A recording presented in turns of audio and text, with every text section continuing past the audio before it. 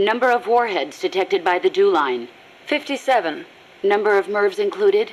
Minimum 29, maximum 35. Target region. United States, East Coast. Estimated time of re-entry. 2048 Zulu. President selected attack option. Unknown. The president is dead. Unknown. Communication has been lost. I select Offutt Air Force Base as my target. Offutt? But that's a U.S. base. What on earth do you mean? Based on the projected number of incoming warheads, Washington, D.C. is presumed destroyed. The president is most likely dead. The U.S. government's control lost. I realize that. So why not retaliate? With both sides destroyed, global anarchy would ensue. Recovery would be difficult. The United States' nuclear strike capability must therefore be neutralized in order to preserve the communist bloc, where government remains largely intact. You're siding with the enemy. You can't be serious. Tell me, how do you define enemy? There are no borders in this world. The same conclusion again and again. Where is the flaw? All right, let's try something else. Commencing test. Understood. You're crossing a suspension bridge. Is this my mission? Yes, your destination is the other side. The bridge is wide enough for only one person to pass at a time. A man is approaching from the opposite side. He's carrying a gun. I shoot him. Suppose he's your husband. I shoot him. In self-defense? To spare him the grief. One must die, and one must live. Next question. Your father asks you to fix the roof and mow the lawn. When you climb the ladder onto the roof, the ladder is taken away. I fix the roof. And when you're finished? I jump down. You'll break more than bones at this height. I see no need to change my decision. I have not finished mowing the lawn. I must remain loyal to the mission. Next. There is a snake in the bushes. It is poisonous. I need you to get rid of it. I chase it back to its nest. You can't. The snake's too vicious. It's already killed many people. I chase it away. It will bite you unless you kill it. Go home. Kill me. Kill me now. Why not kill the snake? Your mission is to get rid of it. Is this what you call loyalty? What are you loyal to? Country? Ideology? Feelings? I am loyal to myself. Who's there? Who's that? Intruder!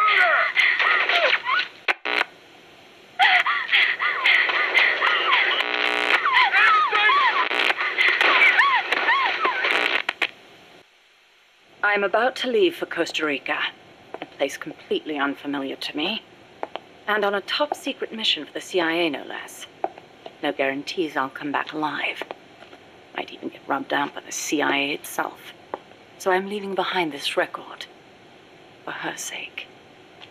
For the boss's honor. Ever since I was a child, I've loved to look up at the night sky. I'd go outside after sunset and drink in the cold air. The moon, Venus, so many stars floating on the edge of infinity. In Manchester, it wasn't very often you saw the night sky in all its star-studded glory, but it was enough to stir a deep longing inside me. Even as others cowered beneath Nazi air raids, I was out there, watching the skies, dreaming of one day reaching the heavens. There were, of course, more practical concerns. My skin was incredibly sensitive. Even the slightest bit of sun would turn it an angry shade of red. Playing outside during the day was completely out of the question. Naturally, I hardly ever had a chance to play with other children my age. But I never felt lonely for it. Their way of thinking was irrational, making them simple, easy to predict. The boys would talk of tanks and aeroplanes and creepy, crawly bugs. The girls of pretty dresses, glass beads, and tea and cakes. Of boys they liked. I never had much to say on such matters. The curious thing is, adults really aren't all that different. They're simple, capricious, especially men. As they get older, their heads fill with thoughts of women and more women. Thankfully, I always did have a head for mathematics. When I was about 10, I'd visited Dr. Turing, who lived nearby. We'd sit and discuss mathematical logic. The lights were always on at his house, even in the dead of night. Theoretically, he'd say, there's no algorithm that a computing machine couldn't reproduce. Dr. Turing wasn't foolish like other men, although I didn't find out why until later, after he died. The time will come, he'd say, when computers will be able to think for themselves.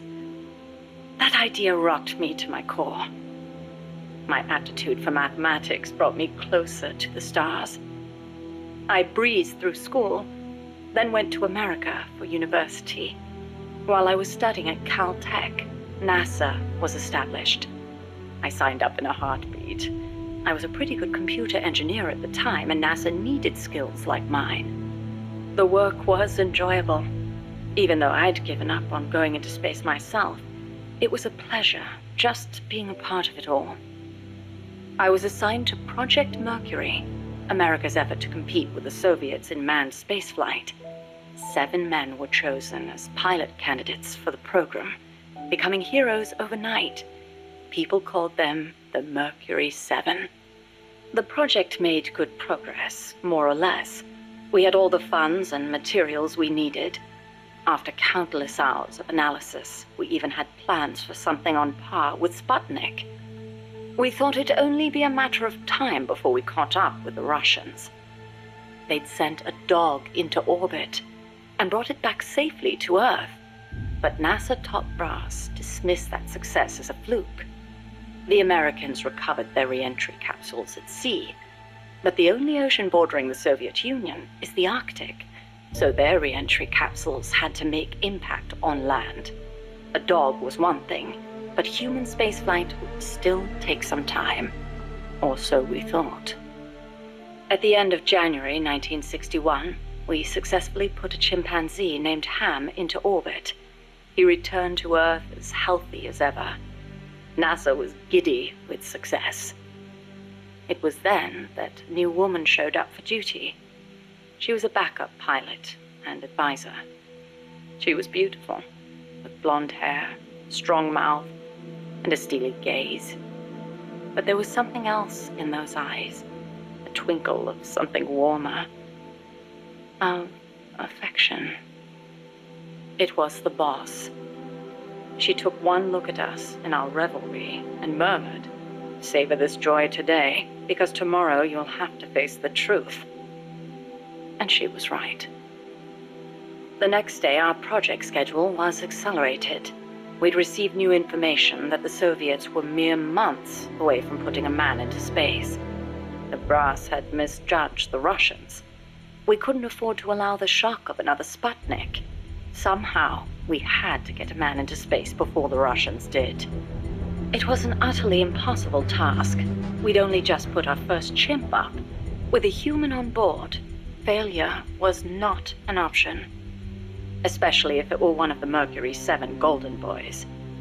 And on top of that, the brass wanted to put a window in the spacecraft. The pilot wouldn't be a test animal this time, they said, and when this hero came back alive and well, they wanted him to describe what he'd seen. It was madness. Adding a window to our existing spacecraft would leave it unable to handle the stress, not to mention the problem of shielding the occupant from cosmic rays. But the boss rose to the task, and splendidly. She claimed to be a layman when it came to space, but caught on keenly to new ideas and concepts. She was demanding, of herself and of others. She seemed rather cold-hearted at times, but I was smitten. She was beautiful, yes, but more than that, she was wise. Her mind was thoroughly rational, and yet no matter how I tried, I could never predict her actions. It was easy for me to assume that her judgments were drawn from an enormous base of knowledge. Quite simply, her life experiences were more diverse, more intense than anyone else's. To me, they seemed boundless in their breadth. In her, I saw a reflection of the night sky. Perhaps because I too was a woman, she and I became close. I couldn't go out in the sun, but she lit up my life. Her light was soft, like that of the moon. I was so happy. With her unerring guidance, the project steadily regained its footing. But one issue remained, the pilot's safety. When the day came to choose a pilot, the Mercury 7 just quietly walked out. Who could blame them? It was far too great a risk to take. Even if they'd volunteered, NASA would never have let them go. They were national heroes, basking in the media spotlight. There was no way they'd be sent on such a mission. The conference room was silent. Then, slowly, she raised her hand, almost as if acting out a scene from a movie. I spoke out against her going, submitting a report stating the ray shielding was inadequate. But the brass's response was brusque. She's already been exposed to a nuclear test in Nevada. She's the perfect candidate. It was completely irrational. Repeated exposure to radiation would only increase the danger. But the government was still reeling from the Soviet success with Sputnik. There was no hope of getting a rational response. They were simply too panicked. People can be so obtuse when it comes to things they can't see. I, however, understood all too well. Just as invisible ultraviolet radiation scorched my skin, heavy particle radiation from space would cause irreparable harm to human tissue. In a word, she was expendable. It was during the boss's pre-flight checkup that I noticed something strange on the X-ray of her skull. Part of the right hemisphere of her brain was damaged. It seemed inexplicable, given her keen intelligence and amazing physical prowess, but there it was, and I decided to report it. I hoped that perhaps my discovery of a physical defect would result in the flight being cancelled. But as I went to make my report, she stopped me. Why? I demanded. How can you let yourself be their guinea pig? Ignoring my protests, she took me up to the roof of the lab. The night sky was ablaze with stars. It was there that I learned how she had wounded her head. 1943, Los Alamos. She was serving with the Special Forces when she received new orders. A German spy had infiltrated the Manhattan Project, which aimed to build the world's first atomic bomb. She was to eliminate him. His name was John von Neumann, a mathematician with superhuman computational abilities and the designer of the explosive lens. The Manhattan Project was a top national priority, security accordingly tight. The guards couldn't be allowed to know what was going on. She'd have to slip past them and make the death look like an accident. It should have been an easy enough mission. But just before the operation, she received unexpected news. A new life was growing inside her. She was overcome with joy, and for one brief moment, it clouded her judgment. She accidentally got into a shootout with the guards, and without thinking, protected her belly. She was shot in the head. The bullet only grazed the surface of her brain, but the tissue around the wound was destroyed, leaving her in a coma. She wasn't given much chance of recovery, but 3 months later, she woke up. Within 6, she was able to move around as if nothing had happened. It was functional compensation. The other parts of her brain took over for the part that was lost. It made logical sense, but such a full recovery was nothing short of a miracle. Perhaps her superhuman willpower made it possible. Or perhaps my body knew it had to survive for the sake of my unborn child. She smiled as she said that. I understand how she must have felt. Some have taken to calling me Ms. Left Lobe, she said, because I'll do anything for the mission. She was tough, yes, But she had feelings too. I knew that better than anyone else. As it turned out, von Neumann wasn't the spy. The assassination order was a deliberate bit of misinformation planted by the Russians. She had been deceived. The Eastern and Western camps were united on one point: opposition to the Nazis. The Allies needed to develop that bomb before Hitler did. But in looking ahead, the Russians found the Manhattan Project's progress a little too quick for their liking. Mass production of a uranium bomb, like the one that was eventually dropped on Hiroshima, would be difficult from a material perspective. But a plutonium bomb, once perfected, could be mass-produced, and eventually even miniaturized. And Moscow did not like the idea of America having that kind of head start. Explosive lens technology was critical to the plutonium design, so the plan was to get rid of its pioneer, von Neumann. And when that plot came to light, the US and the Soviet Union parted ways for good. It was one of the rare cold nights in Florida. She put her arm gently around my shivering shoulders. As I listened to her voice, I was wrapped in her soothing scent. I felt as if I were dreaming. Even in failure, she seemed perfect. Oddly enough, the failed assassination attempt helped preserve America's edge. A true super genius, von Neumann went on to make his mark in numerous fields outside of the Manhattan Project. Economic game theory, stored program computing. Almost all computers today use stored programs, the so-called von Neumann architecture. His death would have set back computing 10 years, and I wouldn't be at NASA doing research. I wouldn't have been there in her arms that night. I thanked the fates for giving me that chance. But then she said something unexpected. I should have killed von Neumann when I had the chance. Why, I asked. Wasn't the order a Soviet plot? I looked up at her as she began to explain. Yes, von Neumann was innocent, and killing the innocent is a grave crime. But I can't help but wonder, had I succeeded, what would the world be like now? Even without von Neumann, the explosive lens would have eventually been developed, von Neumann architecture too. But she seemed to believe that if progress had been put off for a few years, then perhaps East and West would have had a chance to work hand in hand. I'd never considered such a possibility, but her tone was confident, assertive. It was as if she intended to make the two superpowers shake hands herself. The explosive lens was developed too early, spawning a Cold War and an endless nuclear arms race, she continued. That mission sprung from deceit, but maybe it was divine providence too. It was like she was speaking to her own child. Her large, warm hand was on my head. I failed the mission because I let the mother in me take over. I should have killed him, no matter how great the guilt. If I'd killed him, I might not have prevented Hiroshima, but maybe I could have saved everyone in Nagasaki.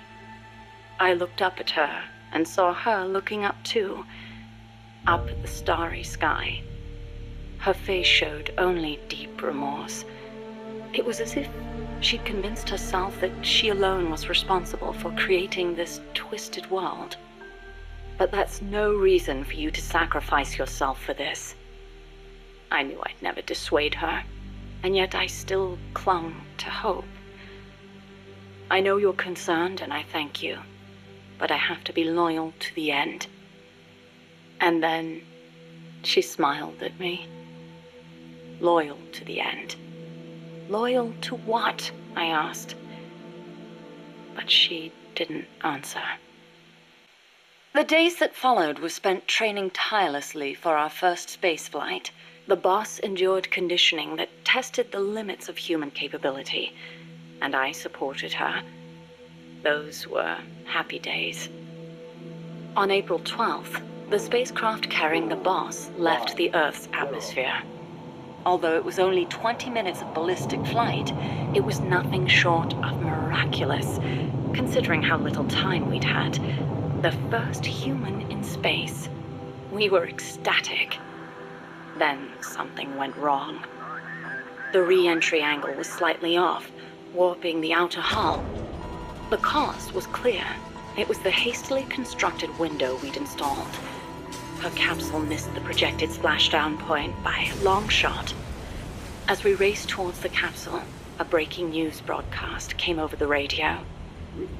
It was the news report of the successful launch of the Vostok rocket, piloted by the cosmonaut Yuri Gagarin. They'd beaten us into space by the slimmest of margins. When we arrived, the capsule had already disappeared beneath the waves. The boss was floating on the surface. I can't really recall what happened next. They told me later that I gave a strange scream and plunged into the sea, not caring whether my skin would burn. She didn't wake up. Her entire body was bruised, burnt, scorched by cosmic rays. It was a miracle she was still alive. Every day, propaganda boasting of the shining accomplishment flowed out of the Soviet Union. The hardest part was having to read the report the next morning from Izvestia, the Soviet governmental paper. Written there after the report were those legendary words of Major Gagarin: "The Earth is blue." The person who should have said those words, though, was incapacitated, confined to a bed. NASA opted to pretend the flight had never happened. The Soviets had orbited a man around the Earth and returned him safely. We'd barely managed to escape the atmosphere and achieve ballistic flight. Even worse, the pilot was horribly mangled and the spacecraft lost altogether. As they saw it, covering it up was the only alternative to seeing the nation's pride dealt yet another blow. I've been told military records show the boss was taking part in the Bay of Pigs incident at the time. They were that desperate to erase the whole affair. In the end, Alan Shepard's ballistic flight 1 month later became known as America's first spaceflight. Shepard's flight owed its success to insights earned through the boss's sacrifice. But to me, none of that mattered. I prayed day and night for her recovery, never leaving her side, not even for a moment. Then, as summer ended and the chill of winter approached, she spoke. "Give me water." I threw myself on her breast, and she embraced me. It was all I needed. I thought she would tell me about space, the true sky, where the stars don't twinkle. But the only thing she'd speak of was Earth, our home as she'd seen it from space. So fleeting, so irreplaceable. I was ashamed. I'd been enamored for so long with the sky that I never thought to look beneath my feet, at the ground upon which I stood. As soon as her rehab was over, she was gone. It happened without warning. No one informed me, and the higher-ups wouldn't say a word. It wasn't so strange or surprising, really. I simply assumed she was off to complete her next mission, because she was loyal to the end. Since then, I've devoted myself to researching artificial intelligence, so that no one will ever have to make her sacrifice again. No human being should be asked to take on a mission that dangerous. Next time, I'll be the light that shines on someone else. I still wonder why she opened up to me on that chilly night in Florida. That operation was top secret, even if it was all in the past. I like to think it was because she trusted me. But that's probably not the case. She wanted someone to listen. And I don't think that someone was me. Those faraway eyes, the tone of her voice, like she was talking to her own child. Those things made it clear that she was speaking to someone else. I found myself envying that someone. 4 years later, I learned of her death. A traitor's death, no less. She'd stolen an American nuke and defected to the Soviet Union. where she was killed by her former apprentice. Or so I was told. I refused to believe it. She'd never do such a thing. I could think of only two possibilities. Either she really was trying to bring East and West together, or she truly did want to be killed. She believed the world is not the way it's supposed to be, that it's been unbalanced by the tenuous peace offered of nuclear deterrence, and that she was to blame. Perhaps her death was an act of atonement. She was loyal to the end, to our world.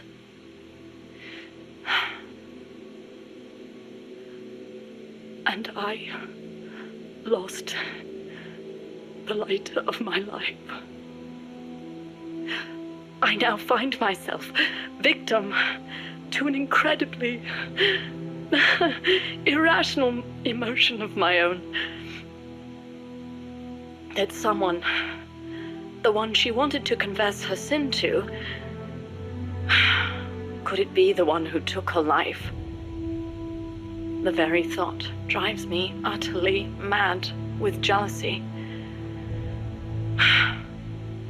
One day, I will discover the truth. Enter simulation date. August 24th. Location. Selinoyarsk, USSR. Mission. Support a covert agent whose objective is the rescue of a nuclear weapons scientist. Who is the agent? Your student. Your most beloved. Acknowledged. Define current mission progress. With your help, the agent has successfully made contact with the target. All that's left is to wait for recovery. Now, deduce the best course of action. I take the scientist away from the agent. What for? As a gift when I defect. Why are you defecting? To reform my special forces unit with my former comrades in arms. No, I don't want to know your objective. I'm asking for the reason. Why are you betraying your country? I do not defect in order to betray America. Betrayal is merely the outcome of that defection. Response time is always slower here. Perhaps she lacks confidence in her judgment. You're a hero in the West. Why should the Soviets trust you? In addition to the scientist, I provide them with a portable nuclear warhead in order to win the favor of a Russian GRU officer. And then you launched it. Launched? The nuke? Me? That's right. At a target inside Soviet territory. Nuclear weapons make my blood run cold. They blot out the future. How could I? Karma. Is it my karma? The karma my mistake has brought upon us? My... Attention. Discontinue forward reasoning. Cross-check with knowledge base. Affirmative. Cross-check complete. Revising conclusion as follows. I steal the new weapons developed by the scientist and then launch the nuke at the Weapons Design Bureau. Forward and backward reasoning are in conflict. Attention. Return to forward reasoning. Affirmative. Your apprentice returns for the scientist. I send him away. He doesn't give up. I send my comrades to defeat him. All of them fail. Even the GRU officer who oversaw your defection is defeated by your apprentice, along with the new weapon. Now, what is your course of action? I fight him. Why? With your GRU patron dead, there's no reason for you to fight. Why not just run away? I must fight him. I do not see the reason. With a soldier of your caliber on his side, how could the GRU officer be defeated to begin with? Did you betray him too? I've been waiting for a long time. You could switch allegiance from GRU to KGB and take the remaining nuke as a gift. There's no chance they wouldn't welcome a hero of your stature. Drift away. My place is with them now. I didn't ask you that. Give me the basis for your reasoning. Tell me the truth. Politics determine who you face on the battlefield. Why won't you answer me? It's like you were just waiting for him to kill you. I was disloyal. Betrayed my country. I deserve to die. How can you say that? You can't be a traitor. You're not that kind of person. Kill me. Kill me now. Stop it! Stop it! Attention! Discontinue reasoning. One must die, and one must live. Stop it, damn you! Discontinue! Life's end. Isn't it beautiful? Shut down! Always in the same place. Her reasoning goes haywire. Someone holds the key. Perhaps it's him. I'll get it out of him. One way or another. She told me everything. Why did she open her heart to me like that? At the time, I couldn't understand it. But now, I think I do. Snake, she wanted you to know the truth. She chose me to tell you. That's why she saved my life. I've lied to you so many times, but not this time. My orders from the government were to obtain the legacy and to eliminate everyone who knew the truth about what happened. In other words, I'm supposed to kill you. But I can't do it. Not because we loved each other, and not because you saved my life, but because I made a promise to the boss. And I intend to keep it. I just wanted you to know. And you have to live. Snake, listen to me. She didn't betray the United States. No, far from it. She was a hero who died for her country. She carried out her mission knowing full well what was going to happen. Self-sacrifice, because that was her duty. The boss's defection was a ruse set up by the U.S. government. It was all a big drama staged by Washington so they could get their hands on the philosopher's legacy. And the boss was the star of the show. They planned it so that they could get the legacy that Colonel Volgan inherited and destroy the Shagohod at the same time. Only a legendary hero like the boss could have earned Volgan's trust. Finding out where the philosopher's legacy was hidden was to be her greatest mission. Everything was going according to plan. But then something happened that no one could have predicted. Colonel Volgan fired an American-made nuclear warhead at Sokolov's research facility. Khrushchev demanded that the U.S. government provide proof that it wasn't involved. They couldn't just abort the operation to steal the legacy. So the operation itself was greatly expanded and revised. The authorities in Washington knew that in order to prove its innocence, they'd have to get rid of the boss, and that one of their own would have to do the job. The public couldn't be allowed to find out about it. Not ever. This, they concluded, would be the best way to keep the whole thing under wraps. The boss wouldn't be allowed to come back home alive, and she wouldn't be allowed to kill herself. Her life would be ended by her most beloved disciple. That was the way the government wanted it. That was the mission she was given, and she had no choice but to carry it out. Her death, at your hands, was a duty she had to fulfill. Out of duty, she turned her back on her own comrades. A lesser woman would have been crushed by such a burden. The taint of disgrace will follow her to her grave. Future generations will revile her. In America, as a despicable traitor with no sense of honor. And in Russia, as a monster who unleashed a nuclear catastrophe. She will go down in official history as a war criminal. And no one will ever understand her. That was her final mission. And like a true soldier, she saw it through to the end. But I think she wanted you, of all people, to to know the truth.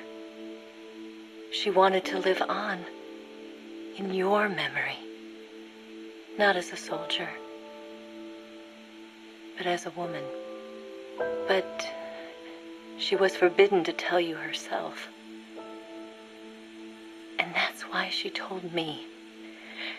Snake, history will never know what she did. No one will ever learn the truth. Her story, her debriefing,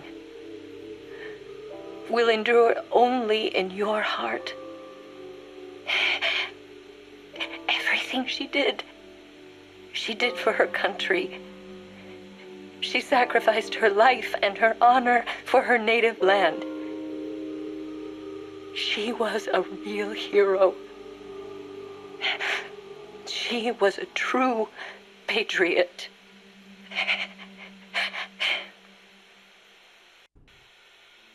Hello, Snake. It's been a while, hasn't it? I hear you've been causing quite the ruckus in Nicaragua. Nothing much to report from my end. The legacy's being put to good use. Or so they tell me. But enough with the small talk. There's something I need to tell you. You saw the photo that came with this tape, right? The boss gave that to me 10 years ago. I'm sorry, I should have told you sooner. I probably should have told you right away. But sending it to you hasn't been an easy decision to make. It's taken me 10 years. Once you've heard what I have to say, you'll understand why. That photo belonged to her. I know what you're thinking. What does she have to do with this? You've probably seen it 100 times in the press already. Obviously, it's of the Mercury 7, the first group of American astronauts, the heroes of Project Mercury. But there were actually 8 people in that photo. One of them was edited out, erased, without a trace. That 8th astronaut, the one airbrushed out of existence, that was her, Snake. Now, why did they need to keep her existence a secret? What were they trying to hide? The answer goes back even further. 17 years ago. It was the height of the Cold War. The Eastern and Western blocs were racing to develop space technology to match their nuclear arsenals. In 1957, the Soviet Union launched Sputnik 1, the first artificial satellite. The Americans were stunned. They'd been led to believe their country led the world in science and technology. That shock quickly turned into fear. If the Russians had the know-how to launch a satellite into space, they could use it to launch a nuclear missile, too. Frantic, the U.S. threw everything it had into the space race. The following year, the Army succeeded in launching the first American satellite, Explorer 1. The National Aeronautics and Space Administration was established that fall, and Project Mercury with it. The goal was to send a man into space, and 7 men were chosen as pilot candidates. The media dubbed them the Mercury 7. They were immediately hailed as national heroes, icons of Western space exploration. But after Explorer, America suffered a series of failed rocket launches. Desperate, the government made a fateful decision. Unable to wait for its space program to mature, they'd steal the Soviets' technology, at the same time sabotaging their space program. You know better than anyone how hard a mission that was. The Soviet space program was shrouded in secrecy. Recovering that information would be no easy task. Using the help of an insider, they'd insert a sleeper agent into the research institute, or else recruit one of those insiders to do the job for them. And, if necessary, the mission leader would have to go in and sort things out themselves. Someone was needed with experience, knowledge, and superior intuition. And the only one for the job was the boss. The president himself asked for her by name. He needed someone who could be trusted with the fate of a nation. Who else to turn to but the hero of the Second World War? It was June 1959. So you see, Snake, that's why she left. That was the top secret mission that took her from you. But her selection ruffled a few CIA feathers. They didn't appreciate the president going over their head like that. The mission was tough enough already, and now the CIA was dragging its feet. She couldn't get anything out of them. No manpower, no information. Left to her own devices, the boss made a decision she knew would come back to haunt her. She decided to tap into the Philosopher's Network. And that's when the wheels of fate began to turn. The Philosophers were a secret society of power brokers formed in a pact between the US, Russia, and China in the early 20th century. Of course, by that time, the American and Soviet branches had already parted ways. But there were those among the remaining Russian philosophers not entirely happy with the one-party communist state. The boss reached out to them. She arranged clandestine meetings in Berlin, hoping to find a way into OKB-1, the Soviets' premier design bureau. She worked tirelessly to win their sympathy, in some instances using huge sums of cash, in others by helping them over the Berlin Wall. It was a dangerous game to be playing. The Philosophers had everything on her, and not just information either. She'd given birth to a child on the battlefield, only to have them immediately snatch it away. I know she told you that story. If that child was in the hands of the Soviet philosophers, she'd be putting more than just herself in danger. But she did what she had to do. At the time, the Soviet Union was believed to have an arsenal of missiles far greater than that of the United States.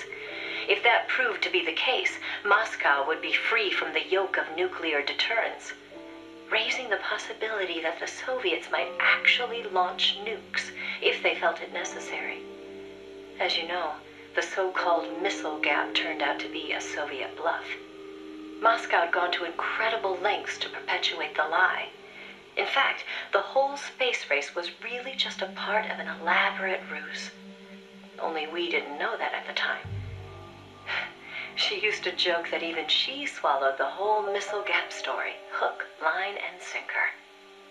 She put her life on the line for the sake of her country, to prevent nuclear war.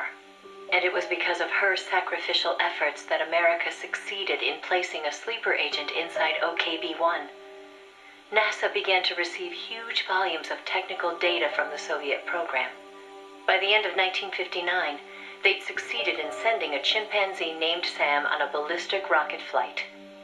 The rocket never left the atmosphere. But all the same, it was a huge success for NASA, restoring confidence in its technology. Then, just when the operation was starting to produce results, the CIA came calling. "You're a war hero," they said. "No need for you to dirty your hands with this sort of black ops. We'll take it from here." In effect, they wanted to reap the rewards for themselves. But the boss didn't object. "My part is over," she said. "I don't care what you do with the data now." It seemed as if NASA was making great strides toward manned spaceflight while the Russians lagged behind. They even got a report from their mole at OKB-1. "The safe return of Sam has sent our scientists into a panic," he said. Soon afterward, the Soviet Union sent an animal of its own into space on Sputnik 2, the dog Kudryavka, better known to the world as Laika. But Laika was fated never to return to Earth. The U.S. can recover its spacecraft from the ocean upon re-entry. But the Soviet Union only borders the frozen Arctic. They had to bring their spacecraft down on land. How could they soften the impact enough to bring a living creature back safely? The agent reported that the Soviets hadn't yet found a solution to that problem. The plot to sabotage the Soviet space program seemed to be working, too. First, they tampered with Sputnik 4's re-entry. Then, 2 months later, One of their rockets exploded on the launch pad. They did manage to send 2 dogs into orbit aboard Sputnik 5 and return them safely to Earth. But the agent dismissed it as a fluke. Dogs, sure, but humans? They didn't have the technology. Everybody believed it. Everybody was complacent. Everybody. Except the boss.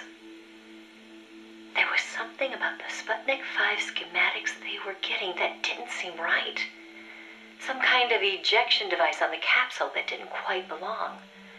She couldn't figure out the reason why it was there. What was it supposed to eject? NASA shrugged off her concerns. They figured it was probably meant to eject the flight recorder in case of an accident. The boss pleaded with them to investigate, but the CIA wasn't having it.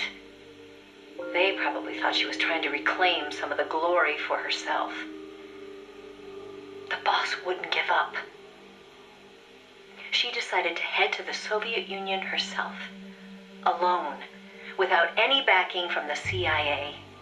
By the beginning of the next year, 1961, she'd succeeded in infiltrating OKB-1. That's when she saw the truth, for the first time. The sleeper that she'd worked so hard to place was a double agent. He'd been turned by the Soviets and was feeding the Americans lies. But what shocked the boss even more was why. The CIA's access agent had been taking a large cut of the sleeper's pay. The sleeper felt what little he was left with wasn't worth the risk. When he got a better offer from Moscow, he took it. At some point, the Americans' intelligence operation had become an open book to the Soviets. And contrary to what the sleeper had been reporting, the Soviets' manned spaceflight technology was quite advanced. It wasn't until she infiltrated OKB-1 herself that the boss learned the truth about Sputnik 5.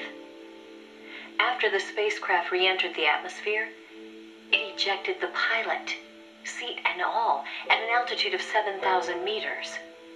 It was the Soviet solution to the problem of land recovery.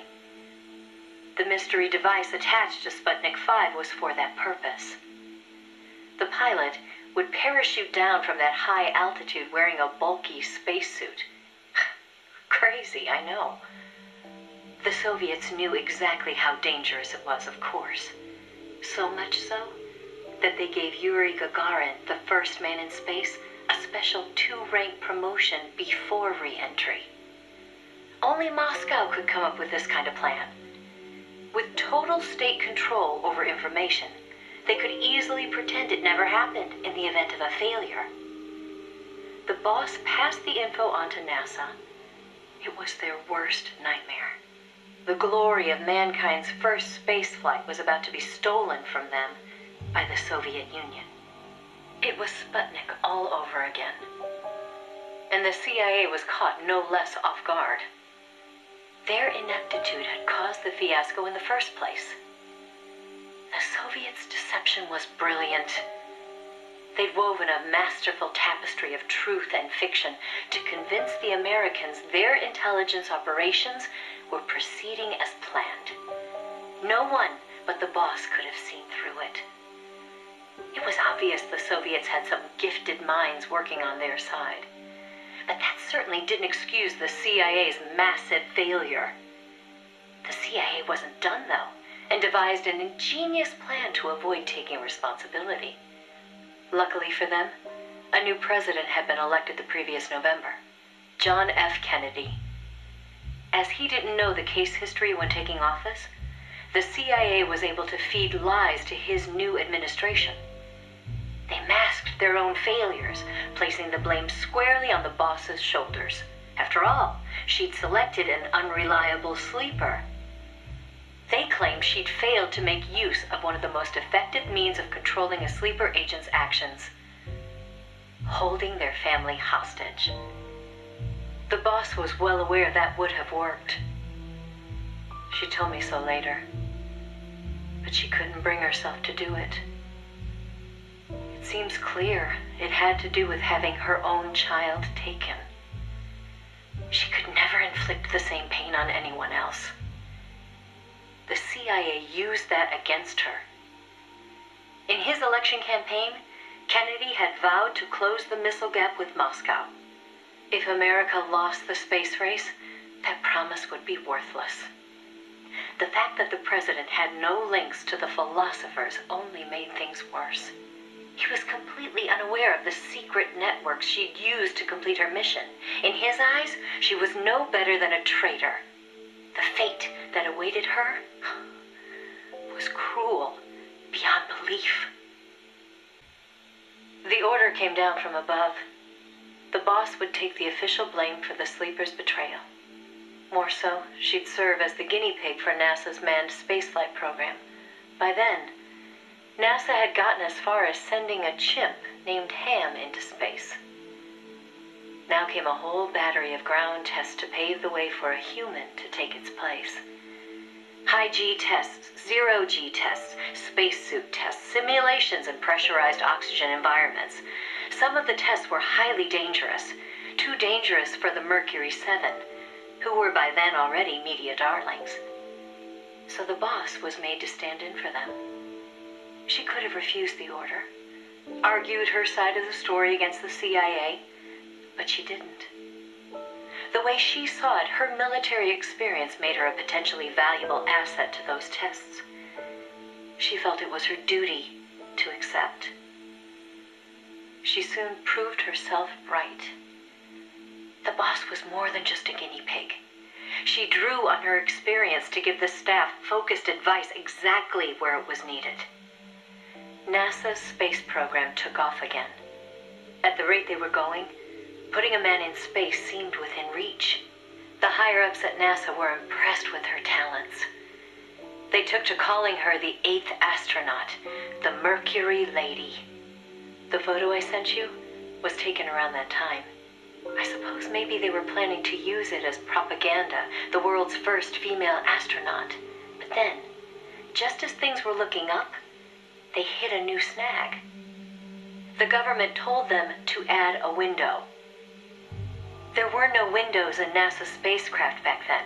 Ham never saw the stars around him. But Washington insisted. Their sources told them Soviet spaceships had windows. Space exploration as a form of propaganda in itself. After all, what was the point of sending a man into space if he couldn't tell the world what he'd seen? Most of all, though, they simply couldn't have the Russians doing something they couldn't. It was sheer madness, and everybody knew it. NASA was already facing impossible deadlines. Now they were adding yet another element of uncertainty to the mix. Installing a window would both weaken the spacecraft and make it harder to shield the occupant from cosmic rays. They weren't about to put their Mercury 7 golden boys in that kind of danger. So the boss was chosen as the pilot instead. Even if she made it up into space, she was given less than a 20% chance of returning to Earth alive. But she took it in stride, even helping them make the necessary design changes to the Mercury capsule. It was like going to work every day at NASA to make her own coffin. Then, without warning, the U.S. received intelligence that the Soviets had moved their Vostok spacecraft to the launch site. The launch was set for the following day, April 12th, 1961. America couldn't let the Soviets beat them with Vostok. NASA was forced to cut short the testing process and move the launch date up. They pulled out all the stops to get it scheduled for the earliest hours of the next day. The spacecraft would be launched from Cape Canaveral in the dead of night. For the flight path, they chose a course that would take her as far east as possible. She'd be able to see the Earth in daylight from the window, at least for a little while.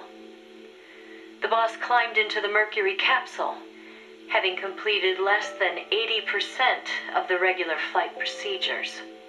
Both the timing and the flight path were risky, and testing was far from complete. But NASA had no other choice. The boss, for her part, never expected to come home alive. She was going on a one-way trip, the American version of Laika the dog. And yet she went all the same. Someone has to be first, she said. "If fate has chosen me, then I accept. For my country, for the balance of the world." That's how she saw things. My chances may be slim, but I'll take them. I've accepted my fate. If anyone can get through this, I can. Then, on April 12th at 1:30 in the morning, the boss entered space. It was nothing short of a miracle. First, that she'd made it in an incomplete spacecraft. And second, that her flight coincided almost exactly with Gagarin's. As the sun rose over the horizon, and cosmic rays began to bombard her through the window, she saw the Earth. I think you've heard the story before. It was a world without borders, a perfect jewel. All nations, all ideologies.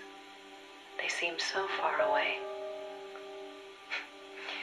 It almost made her laugh, knowing that they'd risked so much to beat the Soviets by a few short minutes.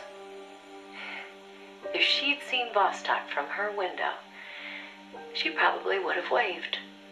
But the two spacecraft were destined for very different fates. Gagarin circled the Earth and returned to the Soviet Union, safe and sound. The Mercury capsule, on the other hand, deviated from its planned re-entry angle. The addition of a window had thrown the capsule's aerodynamics off balance. The boss's coffin veered wildly off course and began to plunge earthward. The course deviation caused the capsule to miss its splashdown point by a wide margin. It didn't have enough time to decelerate before crashing into the sea. The force of the impact shattered the spacecraft before it started to sink like a stone. The boss used the last of her strength to escape to the surface. Her body was covered in bruises and scorched by radiation. It was a miracle she was still alive. She slipped into a coma and didn't regain consciousness for 6 months. To some, what was worst of all was that she had lost the space race to Gagarin by only a few minutes. That aside, it should have been a proud day for America. Its first manned spaceflight. Sadly, her accomplishment was kept out of the history books. An attempt to save face by Washington. In contrast to Gagarin's orbital flight, America had only managed a ballistic trajectory. Her flight time was much shorter, too. And most importantly, the Soviets had brought back both spacecraft and pilot safely. NASA couldn't even conjure up a half-hearted tale of heroic survival. The coup de grace, though, was the Soviet propaganda campaign that kicked into gear after the flight. The Earth was blue. Those were the words of Gagarin on his return, and the whole world was listening. In the blink of an eye, Gagarin was an international celebrity, earning accolades from every corner. It was a PR coup for the Soviet Union. Meanwhile, Washington could only grit its teeth in silence. They decided there was no value in making the boss's flight public, that it would only make matters worse. So they buried it instead, labeling it a dark mission. NASA and the CIA did everything in their power to erase all traces of the boss from Project Mercury. The result was the photo you see before you. Not a bad job, huh? Not only did they expunge her flight from the records, they denied that she ever existed. And that wasn't the end of it. As an alibi, the military claimed she'd taken part in the CIA's botched Bay of Pigs plot to take back Cuba. And when the boss was finally well enough to return to service, they wouldn't take her back. She was forced to go underground. In the public eye, the boss was still a hero of World War II. In reality, though, she was anything but that. She was a non-person, fit only for the blackest of black ops. In effect, she may as well have been dead. Gagarin went on a worldwide tour in front of millions of adoring fans. The boss, meanwhile, was a walking secret, unable to breathe a word about her experience. The authorities in Washington had this to say: "Why are you still here? If only you'd had the decency to give us a nice quote like Gagarin and then die an honorable death, you'd have gone down as a hero." 3 weeks later, on May 5th, Alan Shepard, one of the Mercury 7, made his own ballistic flight. They sure didn't try to cover up his achievement. Of course, he owed his success to the lessons learned from the boss's tragedy. Before sending Gagarin up into space, the Soviets had used a mannequin called Ivan Ivanovich to test the landing procedure, which would make the boss America's version of a crash test dummy. But she didn't care. "I'm happy to be the dummy," she said, "if it'll help the project succeed. Nothing would give me greater satisfaction." And that still wasn't the end of it. The boss had worked through the anti-Moscow faction of the Soviet Union's philosophers to place the sleeper agent, and at some point, the Soviets found out about it. Yet the Americans remained oblivious to the end. Even the philosopher network the boss plugged into never tipped them off to the double cross. That could only mean one of two things. Either the pro-Moscow philosophers had intervened, or the anti-Moscow philosophers had been turned. Either way, it was a situation their American counterparts couldn't stand. To preserve the philosopher's good name and to repay her debt, so to speak, the boss once again made her way into the Soviet Union.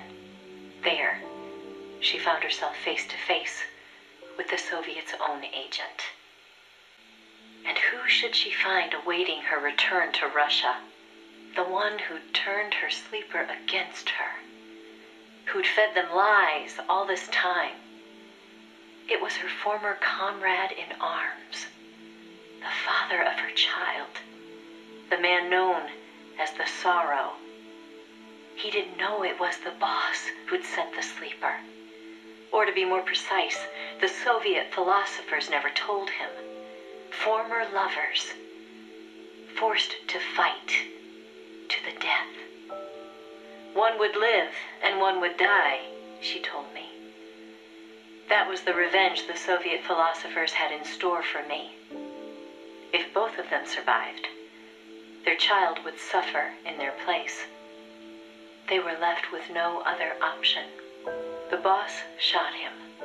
He offered no resistance. When she returned from the Soviet Union, there was no place left for her to go. She'd sacrificed everything. Everything. For her country. And in return, they treated her like a dead woman. She was made a scapegoat for no good reason. Only because power had changed hands in Washington. Any lesser being would have long since cracked. It was then that one of her old SAS comrades reached out to her, Major Zero, and so Fox was born. She undertook a mission that, well, you should know better than anybody. You were a part of it. 20 days after Shepard's flight, President Kennedy announced that America would put a man on the moon. Without the intelligence the boss obtained, America's space program would never have caught up. Armstrong and Aldrin might never have walked on the moon, but the Americans' gain had cost the boss her health, her honor, and the man she loved. The word tragedy doesn't even begin to describe what she endured. The Soviets continued their manned space flights, and in 1963, Valentina Tereshkova became the so-called first woman in space. It's said they took their cue from NASA's long-buried Mercury Lady project. And so that, Snake, is the mission that kept her away from you for so long. Now, I know what you're thinking. Why not use me as her agent? She knew I'd never even think of betraying her. I think it's because she didn't want to drag you into it. She probably knew what was going to happen. To complete the mission, she'd have to turn to the philosophers, and once she did that, whatever came of it, there'd be a price to pay. No one understood that better than her. So please, Snake, let it go. When she gave me the photo, she left me to decide whether or not to pass it along to you. I know she was torn about it, just as I was. She knew you'd probably blame yourself. Why did she hold on to it for so long? That, I can't say. To remind her of how much it hurt to be erased. She wasn't that kind of person. No. I think she meant it to be a message to you. She had her identity, her life, taken away. But she wanted you, of all people, to know the truth. Snake, you've probably already figured this out, but it's no accident that I'm only now sending you something I've withheld for so long. A little bird tells me you recently made a big decision. You and the boss are different people. I understand that. And I'm not trying to second guess you. I simply wanted you to know what she saw, how she felt. That's all. Keep it with you, Snake. Keep it deep inside. Don't ever forget the path she took. Because you and I are the only people on this earth who know the truth. Boss, I'm sorry.